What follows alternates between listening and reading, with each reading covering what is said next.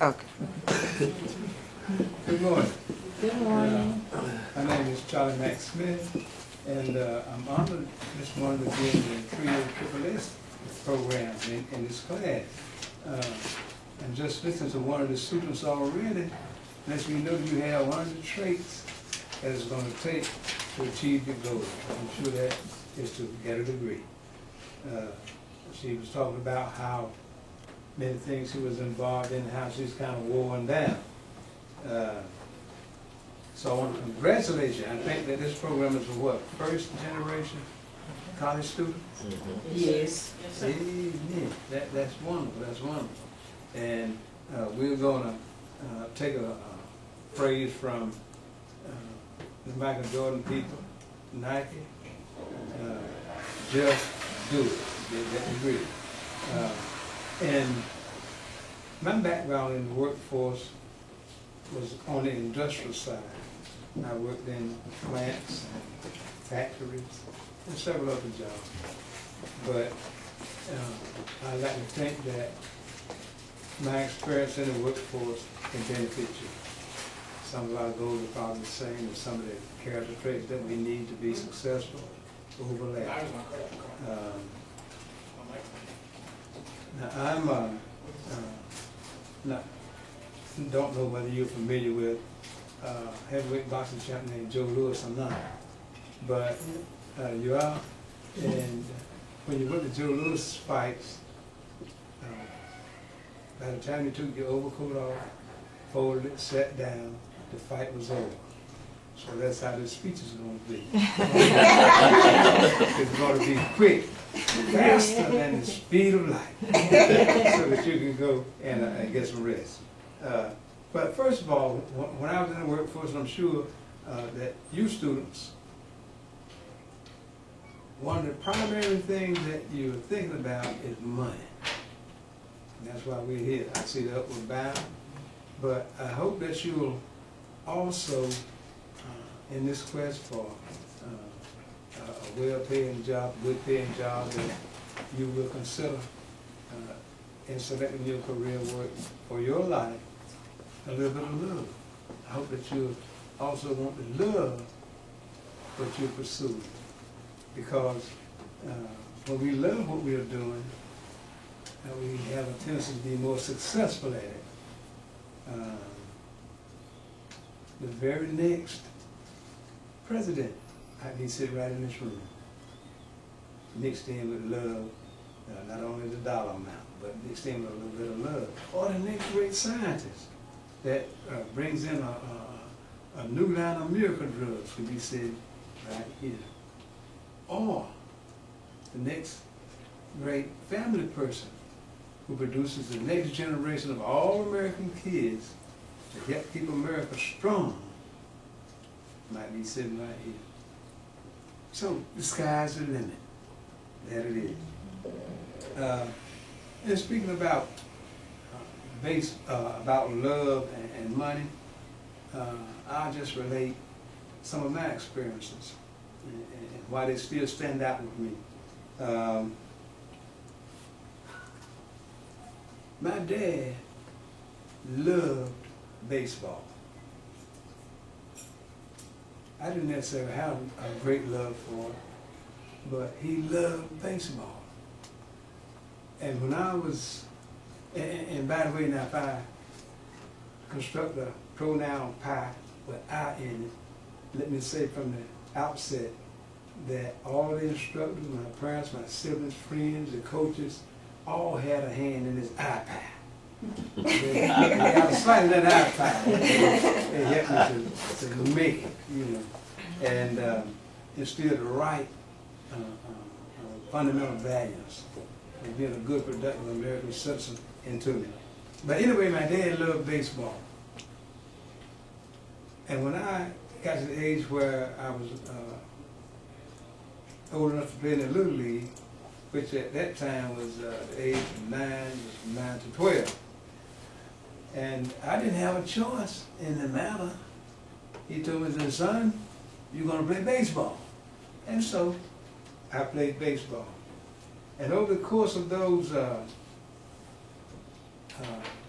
3 years, I became fairly proficient at the game.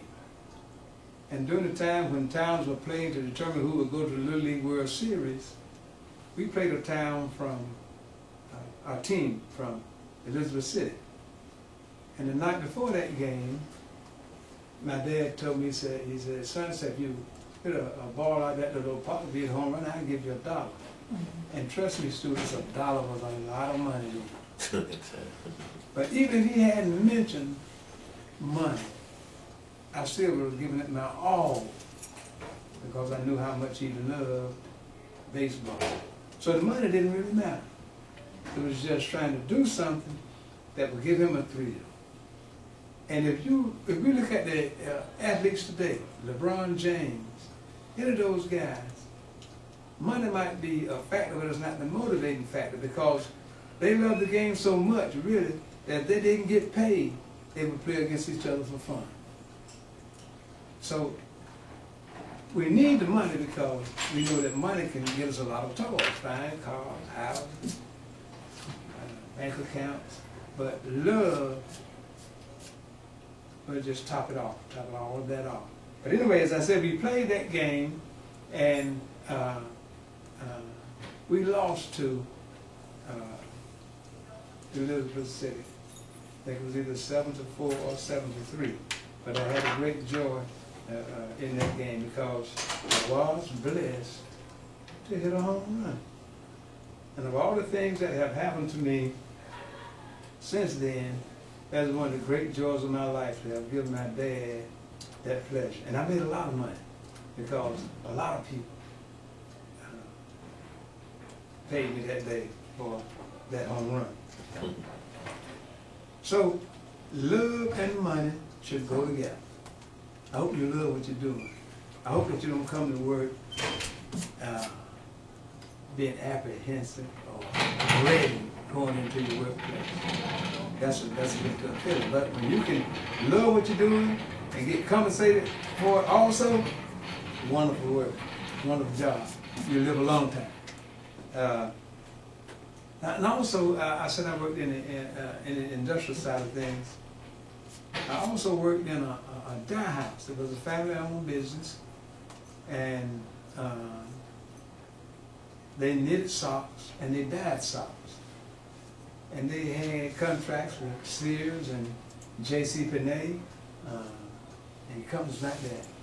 And the Sears Roebuck. Now, is everybody familiar with J.C. Penney? Yes. So see, I buy your clothes from J.C. Penney, but I get mine from J.C. Penney. All right. But in this dye house, in the dyeing process, we used really strong chemicals. We used sulfuric acid, formic acid, acetic acid, and we used a product to bleach the socks called Albone. And what Albone it was hydrogen peroxide, almost in its pure form. If you buy a bottle of Dogger with and it cleans wounds, that's about 3%. This could have been about 97% pure hydrogen peroxide. And if that stuff were to get on your skin, if it was splattered on your skin, it would be just like gum, and it would burn, and you had to wash it off very quickly. But anyway,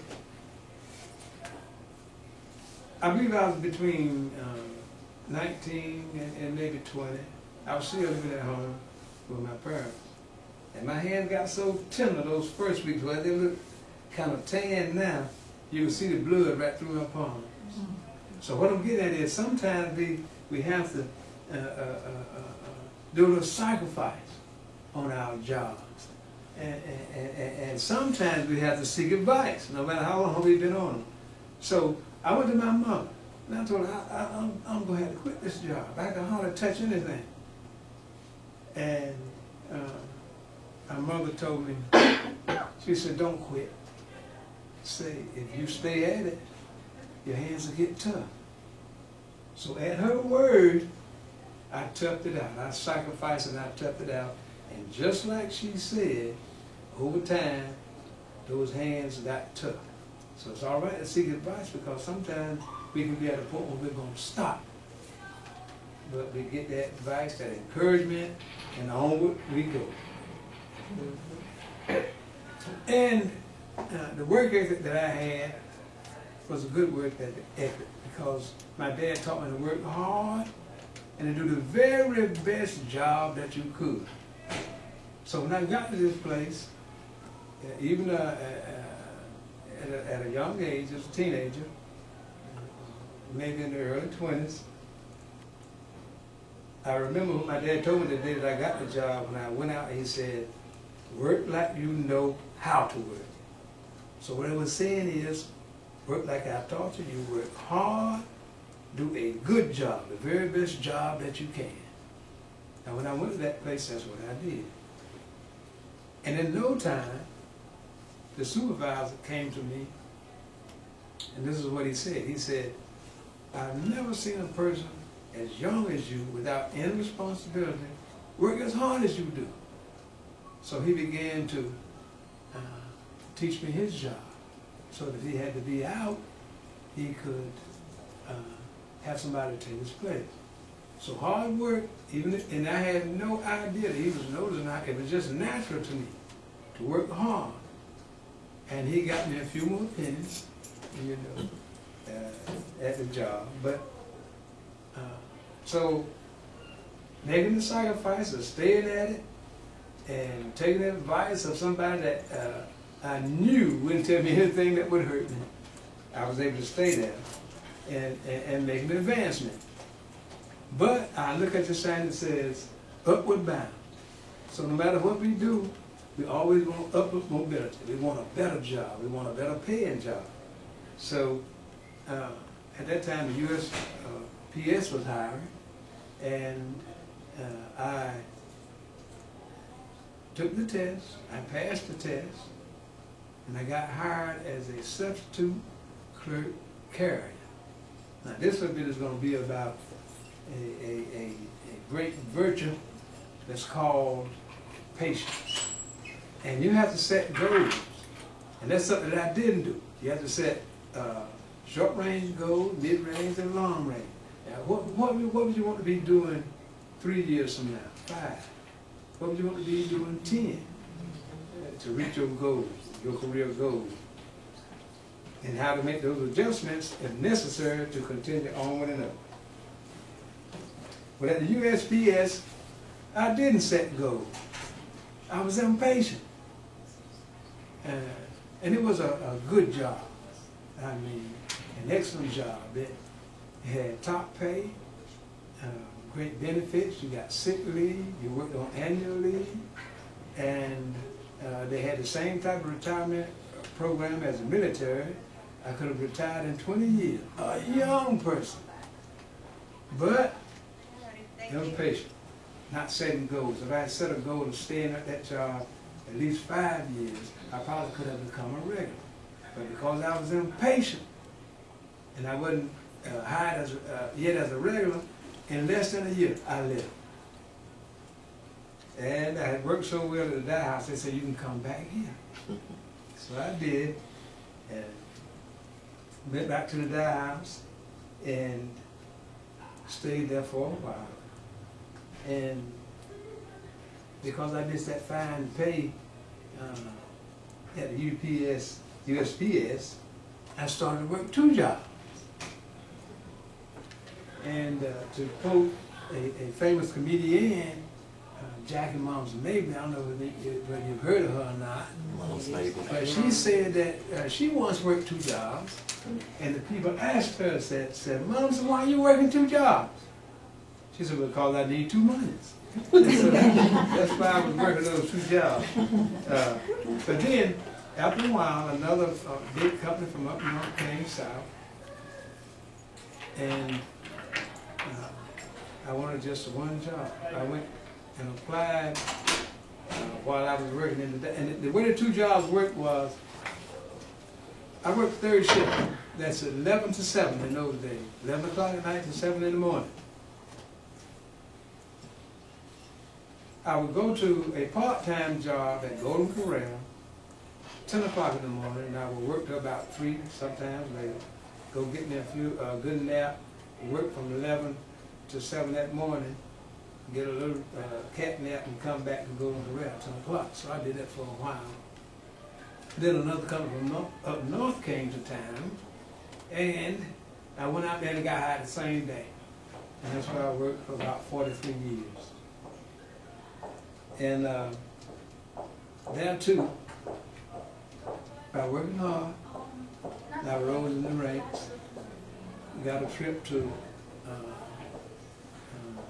Elizabethtown, Kentucky, at the company's expense to learn a new operation that they had going on at Elizabethtown. They wanted to move that same operation back to my hometown and advance to be what they call a technician.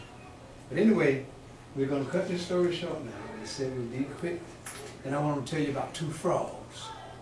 You might have heard this or variation of it, but it's about perseverance, staying at it, not giving up. I mean, let nothing deter you from your goal. When you get your goal, one day you're going to be clutching in that right or left hand that degree. And these 2 frogs fell into a vat of milk. And the milk was low enough from the top that they couldn't hop out. So they began to swim and they began to kick. They swam and they swam and they swam. And one frog tired. And he said, I'm going to give up. Go to the bottom. And he did. He drowned. He gave up and he drowned. But the other frog kept kicking. He kept kicking. And the harder he kicked, he could feel a little something forming under his feet. He kicked harder. It got bigger. He kicked and kicked and kicked until he was able to stand on top of that had formed and hop out of the vat. Perseverance, stay at it. You will be successful.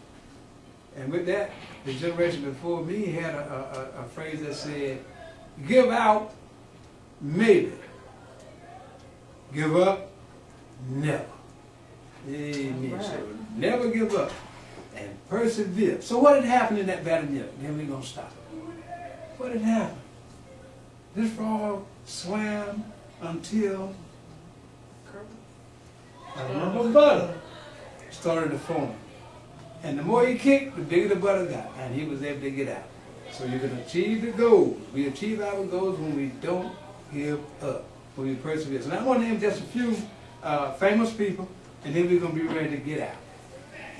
And if we pattern our lives at our goals and learn some of the positive traits from these lives, then we can be successful. And some of these you may know, some you may not. But now listen, okay, I'd say George Washington, father of the country. Abraham Lincoln, who kept the Union intact. Eleanor Roosevelt.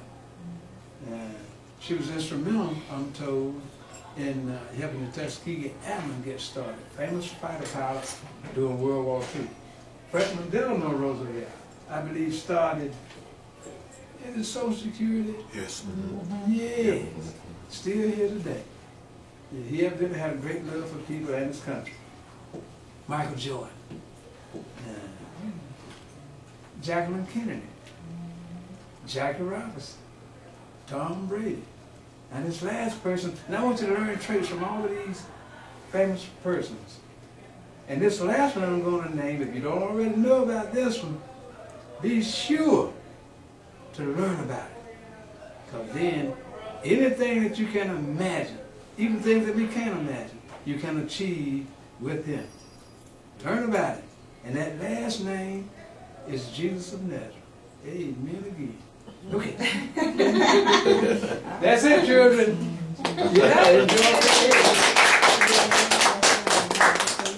Anybody have any questions for Mr. Smith? I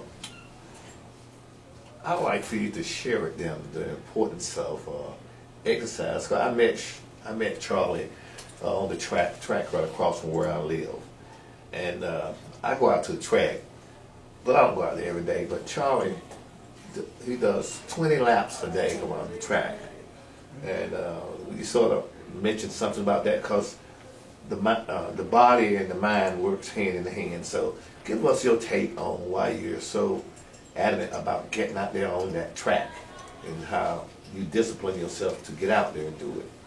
Well, a sound mind within what? A sound body. And it just makes things seem easier. And I have been doing athletic things all my life. Swimming, football, baseball, basketball, track. And so when you get into the habit of doing that, you continue to do it. But one motivating factor should be this. You keep your money in your pocket and not in the doctor's pocket. You know? And, but rest assured now, if you're talking about how tired you are. You're talking about if you were able and you had the time in your schedule to walk a few laps, you get energized. I do it every day when I go home. I walk my backyard. Outstanding. It doesn't have to be around the track, but they say that just 15 minutes, you want to get that heart rate up. Plus I have gym class I take 3 Yeah, days a week here. Well, I was thinking about arm wrestling you, but since you okay, but yeah, if you haven't incorporated exercise into your plan, into your schedule, do so. You know, there are so many studies that show that people who exercise, they live longer. Like you say, if you're diabetic or have blood pressure problems, it's good for all of that. You know. And also our diet. Oh. That's one of the most important things as well, because we all, and I'm guilty, we don't eat Cut right. back on chicken. I'll cut back. We all don't eat What right. about 2 Yeah, breasts? you know, because Used to be every day. when I was growing up, a pot of greens and greens, you had to have that. That seasoning meat in it, you know. And everybody knows that a lot of, you know, everything in moderation. But a lot of pork is not good for, as other people say, cholesterol. It's not good for cholesterol and blood pressure, either one. But, like you say, diet, and as we get older, what we find is that the body doesn't handle certain foods as well as it did when we were young. That's right. You know, and that's one of them. Which is why when we eat a lot of sweets, more than we should, and as we age, I'm told that what's the fighter in the body that fights sugar getting into the blood? The pancreas makes it. Yeah, pancreas. But anyway, when they too much sugar gets into the blood, into our body, and they can't handle it, then it gets into the bloodstream. When it gets into the bloodstream, and think about this, they said, what sugar does is, think about if flowing around through your veins was syrup, and that's what happens when sugar gets so high. So that's one thing that we definitely want, that's something we can work at, exercise, that's that, burn that sugar, and I'm so thankful, you know, like I said, we have to learn to eat better if we want to be healthy, you know. So, I would like to, okay, now I would like to say something. I stand up. I can agree with all of that. I exercised all my life. I used to teach the kids aerobic when I was working in school in Pennsylvania. And I got on high blood pressure when my father got killed in 9/11. And I went on, you know, high blood pressure. And then I took it until this year. And I ain't been praying about it all the time. So one day, I got up to take that high blood pressure pill. I couldn't even swallow it. And I just spit it out in the trash. And then from that day forward, I haven't took a high blood pressure pill since. My blood pressure is fine. And I just like walk a lot. I drink a lot of water, eat most of salad and fruit. And I just keep going. Exercise and I dance. I love to dance. So that's what I do. So, and I know I have a bad, it keeps you feeling good, pleasing to people, because sometimes, people get, some people, what's that? They get all nasty and snappy and all of that stuff. It makes you have a pleasant attitude and your body feels real good too. And also get some sleep. Yeah, I heard someone else say that about blood pressure, say they were on blood pressure. I think I heard it at a funeral. This lady, she used to be superintendent of the black schools when we were going through a period of Jim Crow in Jacksonville, Miss Hankins, and I remember her son saying at the funeral that, and she died about 94, I believe. I remember him saying that we got Mama out there, got her to walking, got her to exercise, and she was able to go off the blood pressure pills. That's right. I remember that sort of like that memory, so Watch we what have to you take do. care of our The body. pancreas creates insulin, and that's what keeps our blood sugar in range. But as we age, they say the pancreas creates less insulin. So it is paramount that we eat properly. Yeah. So the Lord bless you to have good. Am I allowed to say that?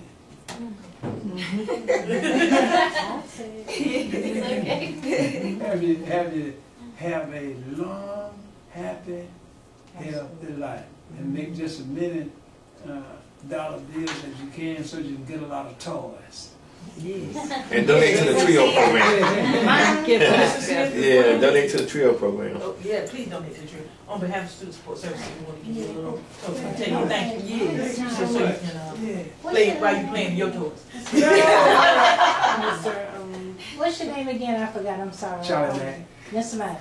Now mine is in it, and I've been working with kids for almost 26 years, but I had a good job. I was in sales marketing. So my goals was to just come back to school so I can get this degree in early childhood so I can be able to help somebody else. Now my goal is to go work with the cancer kids, maybe like 2 days a week. That's what I want to do. In order for me to do it, I'm going to take up everything I need to take up in order to get there, because those kids, I have a lot of feeling for all kids, but those kids, my heart really ache for them, because I feel like I can at least do something. So, See, that's how I am, and I've been praying about that too. it's so, that's outstanding. And that's what we were talking about. It's not money that motivates you, it's love. Right. Isn't that all right? That's right. Yeah, amen again. Sure. And I'm sure that many instructors here, what motivates them is seeing kids improve. And of course, as we said, that little green stuff does help, but but it's all about love. Yeah, amen again. Okay, Trudy. It's the children. That's it. Y'all give Mr. Smith a round. Well, we